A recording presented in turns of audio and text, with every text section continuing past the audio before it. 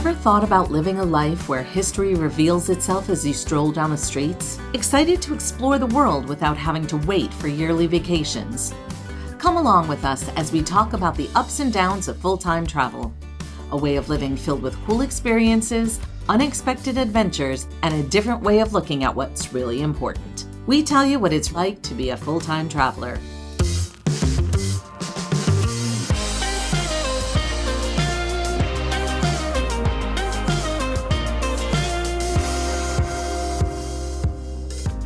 Welcome back to Finding Gina Marie, where we share our lives as full-time travelers and the connections we make along the way. If you're new here, welcome. I'm Judy. And I'm Kevin. We love our lives as full-time travelers, but that's not to say that we love everything about this lifestyle. Let's dig into what we like and what we don't like so much. We like exploring new places.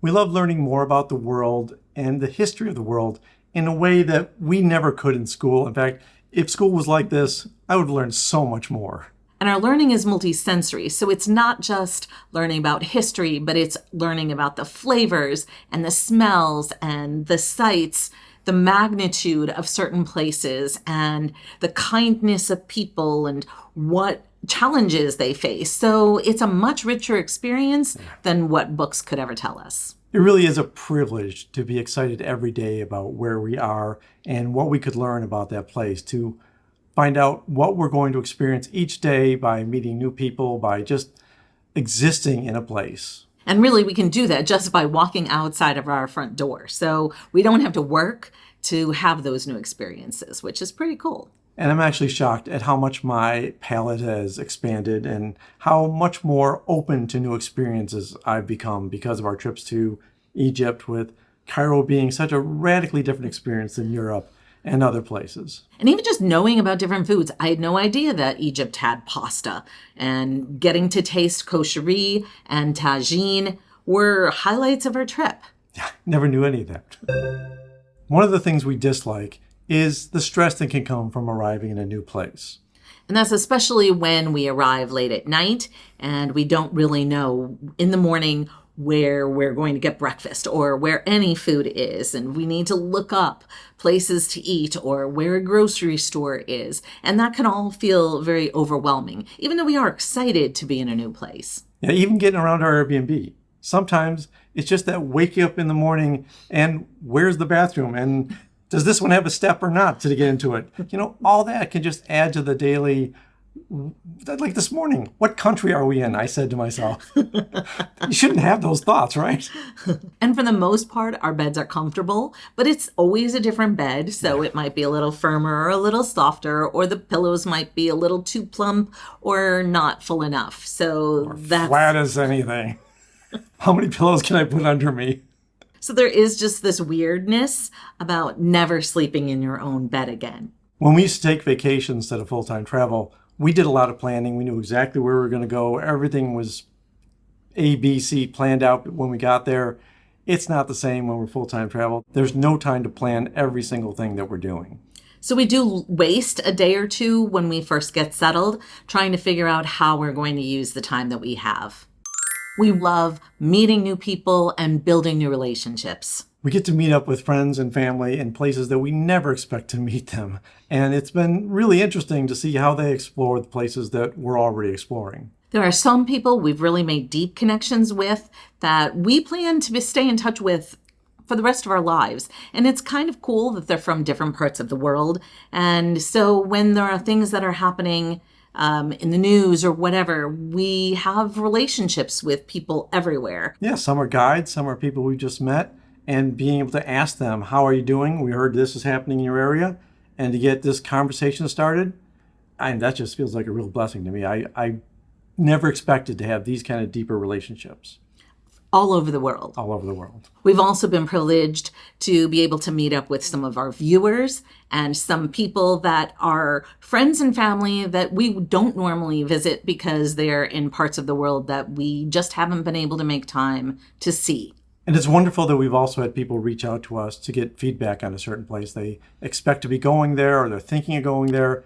And for us to be able to help them because we've had these experiences, it's just glorious. The flip side of that is that we have friends and family from other parts of the world, or who maybe were born in a certain country, or who've lived in another country for a period of time. Or and just heavy travelers, right? Right, yeah. That we've been able to reach out to and just ask, okay, we're planning to go to this country. Can you give us a download of information of what our not missed places are while we're there? And you, leaving us comments, telling us advice about places. Excellent. Thank you so much. Yeah, we really enjoy all of the engagement that we have from all of our viewers. Speaking of relationships, we're excited to share that we've started our own absolutely free community forum that we are calling La Familia. You can ask questions about trip planning and all things related to travel there. A video with the details is linked in the description below.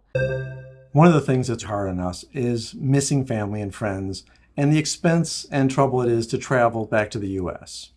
Yeah, some of our U.S. travel is our most expensive travel, especially since we typically will need to rent a car and someplace to stay. And because it's usually a short-term stay, it's not as cheap as when we book somewhere in an Airbnb for a month. Right.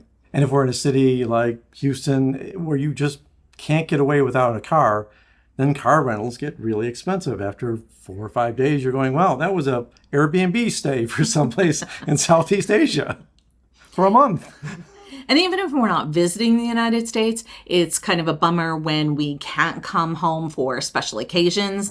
We really have to weigh those because we're typically nowhere nearby. So the cost of those flights can be really expensive. And they can disrupt our travel plans if we then need to get back to someplace that's another expensive flight. Exactly. The planning process is tricky. And, getting around that with these quick trips back to the U.S. doesn't really match up. And even if we're not visiting, sometimes just staying in touch via phone calls can be tricky. I mean, of course we make it work and we're grateful for the technology that allows us to do it. But, we're waking up when our friends and family are sometimes going to sleep, and navigating time zones just can be tricky. Yeah, Southeast Asia, 14 hours difference. That can be really tough. The math is hard. We love that we're always learning something new. Being exposed to so many different countries, so many different cultures, and so many different experiences has given us a totally different perspective on the way we view the world. And I think it's interesting for us to understand about some places that are important in the world that we didn't know anything about. We just left Cambodia and we got to experience Angkor Wat. Now for us, Cambodia wasn't on our list of must-see places before we started traveling full-time.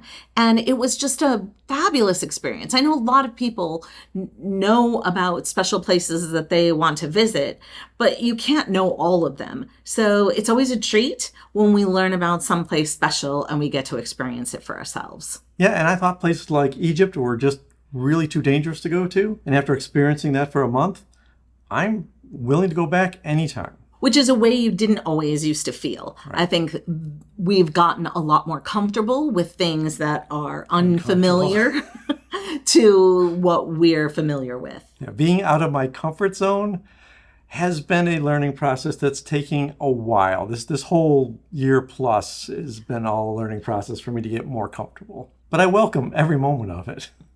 We're also challenging some of the ways that we thought about things like healthcare. Kevin had surgery in Serbia, and it was a great experience for us. So we're learning that other places can offer things that maybe we wouldn't have thought previously. And not because we thought less of the world, but I think we thought so highly of the United States. And it's great to understand that the world is pretty cool. And when you have a really great experience like I had, you start going, oh, what else could we be doing in other countries that we thought we had to go back to the U.S. for? That kind of little shift goes, impressive. I'm ready to explore more. Yeah, it definitely has caused us to challenge some of our assumptions about how you are supposed to be living, whatever supposed to be means. As much as we love learning new things, arriving in a new place can take its toll. Sometimes there's such a thing as travel fatigue. When you're constantly learning something new, constantly having all of these new experiences, it could be exhausting. So we have had to take just down days where we just sit and veg. Maybe we'll watch some TV or read, and we just don't have anything planned. Yeah. We can't go nonstop without taking some breaks. Yeah, especially if the last week of our previous place is very busy. Starting a new week as a busy schedule is really hard. Even something as straightforward as eating can be challenging. We want to eat some of the local foods while we're experiencing a country. We try to make the best of it, but it's not always easy. And we didn't travel the world to eat like we're eating in the US and to go to all the fast food places. So we really are trying to eat healthy locally, experience the local foods, and it can be tricky. Yeah, we do want to cook, but sometimes even cooking is tricky when you're in a market that's unfamiliar or doesn't have the kinds of ingredients you're used to cooking with. In other respects, you just sometimes have less time to be cooking, especially elaborate meals when you're doing a lot of sightseeing. Yeah. And even though we love to walk, that's our transportation around most cities, we have some places where it's just not comfortable to walk around. Sometimes it's just because, like in Vietnam, where there's just so much traffic, or motorbikes on the sidewalks where you have to walk in the street against traffic, or sometimes their sidewalks are non-existent. So you're trying to find broken trails or places that you wouldn't normally go if you didn't know, or a local didn't tell you, oh, that's the path through. And, you want to have a nice, long, healthy walk, but it just doesn't make it easy. And as comfortable as we feel going to doctors and dentists in other parts of the world, finding those new doctors and finding new dentists in each place that we need one is also exhausting. We have to do a lot of research to make ourselves feel comfortable where we're going to go, as opposed to, you just go to your regular dentist every 6 months or however often, and it's a mindless thing. This is more complicated. And even something like buying over-the-counter drugs, like a headache medicine, or even a non-prescription medicine like Claritin that I take all the time, that is tricky in some places. And for parts of Europe even, it was out of stock and we couldn't buy it. So that becomes a little more stressful in a lot of places. Or just knowing what it's called in somewhere else. It's a huge plus to have more travel flexibility. It's so wonderful to not have to wait for the once-a-year vacation time and travel the plans out and hope we can squeeze in a week or two. And because we're traveling full-time, we can just layer our experiences one on top of the other. For instance, when we were in Greece, we got to see the ancient ruins. But then we went to Turin and got to see some of the artifacts that were no longer in Greece and were in Turin. And then we could go to the British Museum in London and see things that belonged in the Acropolis that were there as well. And it just made for a much richer series of experiences because we knew more about what we were looking at. So I don't know, it was just a really fun way to travel. It's like fitting a puzzle together. It's like, oh, that's what we missed over there. And there's the other piece that was supposed to be there. Not that they're ever fun, but it's not the end of the world if we have flight delays. We can always scooch our schedule one way or the other, or maybe just miss a day of our Airbnb if we have to. And it's nice to have that comfort or that knowing that we have some flexibility in our travel. It's not as though we have no chance of seeing something. We typically stay someplace long enough that we can just find some other place for that particular experience to fit in somewhere later on our itinerary. Yeah, back when we had vacation time, if you didn't get your vacation time, you lost a day of your vacation time, suddenly it's only 6 days in a place, not 7. That stress is actually gone right now. We move a little bit slower, but it also means that we can come back. And in fact, we're doing that. We went to Vietnam. We didn't maybe have as full of an experience as we wanted to have. So we rejiggered our plans a little bit and we're going back. And it's great that we can do that this year and go back just a month after we left. But we can also make a plan for next year and see more of a country. We don't feel like we have to see everything in one go, or we'll never get a chance to see everything we want. And those adjustments came from people's suggestions while we were traveling, and then we bumped into saying, oh, you missed this. It's like, yeah, but there was flooding. And they said, okay, but sometime you need to get back. It's like, we can reschedule that. We can do this. We've had great experiences in Cyprus and in Romania and Serbia that we probably never would have had because we might not have gone to those places. Simply because we didn't know about them, not because they weren't worth seeing. Yep, some of the lesser known countries just don't get the PR that they should get. And one of the things we dislike is that constant travel with all its planning and everything else can be really exhausting. I think it's time consuming when you're just planning a vacation, but when you're planning travel for an entire year, and that's usually how we do it. It's like playing Tetris, where you're trying to see what group of countries you can see all at once before you go on a plane to another part of the world. And you try to make sense of all of the various places. And we've had iteration after iteration after iteration to get them all to work together. And unlike vacations, we also have to make sure that we're not trying to fit everything that we can possibly see in one place. There's no way we can do it for every country that we're in. It's one of the things I have the most guilt about. I feel like we're in this cool place. We should see everything that there is, all of the main attractions, all of the lesser known attractions. And I feel bad unreasonably when I can't do that. She gives herself a lot of guilt trips. How can we fit this other stuff in? It's like, well, I don't know. We could clone ourselves, but there's no way I have the energy for it. So we have to remind ourselves that we can come back and that's okay. We've had some experiences, and you can see our earlier videos this year where we did try to fit too many places into 1 month. And it was completely exhausting. I was so done with it. We actually had a video about the fact that I was so done with it. So we've learned our lesson. Take it easy. We'll come back. If it's a great place, we'll come back more than once. So let's not try to fit everything in all at once. Or even just the idea of going to a country and seeing just one city. Even though there may be 5 cities or 20 cities that are amazing, we feel like traveling a little bit slower gives us the opportunity to have a little bit more routine and a little less stress. Yeah, see our previous dislike about having to start up in a new city, new place. Not everybody who's a full-time traveler travels the same way we do, but we sold and donated everything we own in order to live this lifestyle. And letting go of all of our stuff is actually one of the things that we like. Yeah, we enjoy not being so focused on consumerism. I will say that I am guilty of too many Amazon orders and filling our tiny San Francisco apartment with too much stuff, even though we thought, oh, we're being good.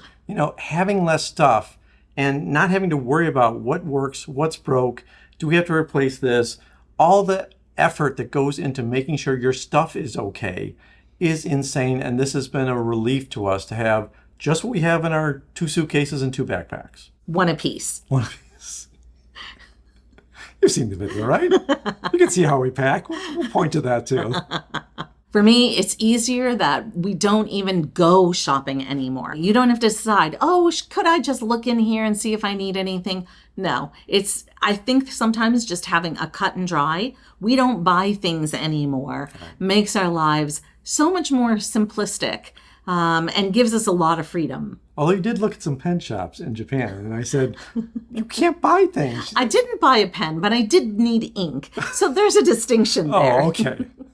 And in addition to not having a lot of stuff, we also don't have the overhead of a place that we either own or rent. Right. We don't have to worry about repairs or anything like that. It's a lot of freedom. It is.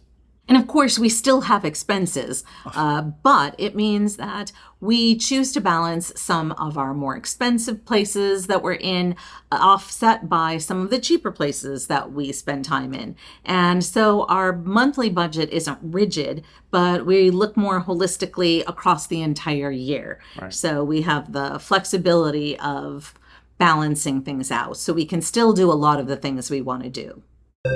One thing that's hard is making tough packing choices. We have to decide exactly everything we're going to carry.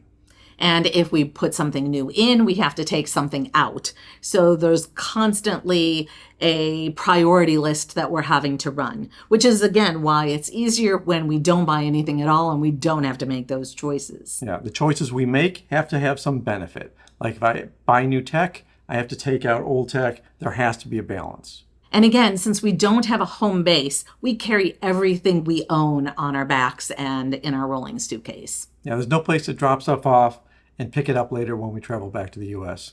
Just doesn't exist.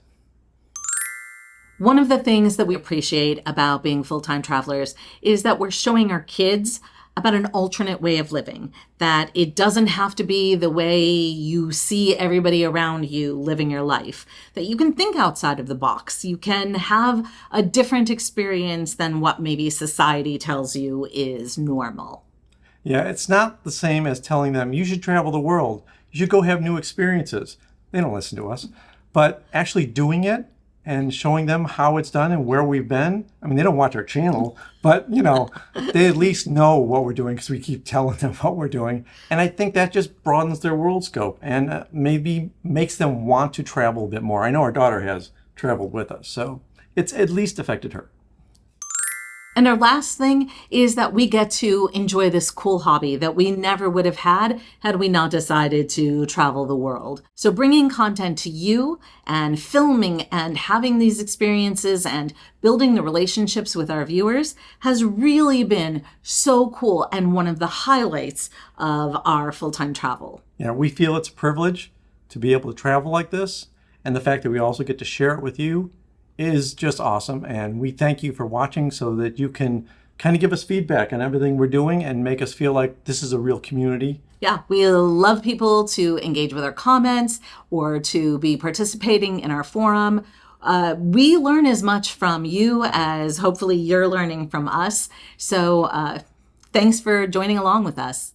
If you haven't already subscribed, we hope you'll do so. We'd love to have you follow along with more of our travels. And check out findingginaMarie.com, where we have more information and articles and our La Familia forum. Until next time. Until next time.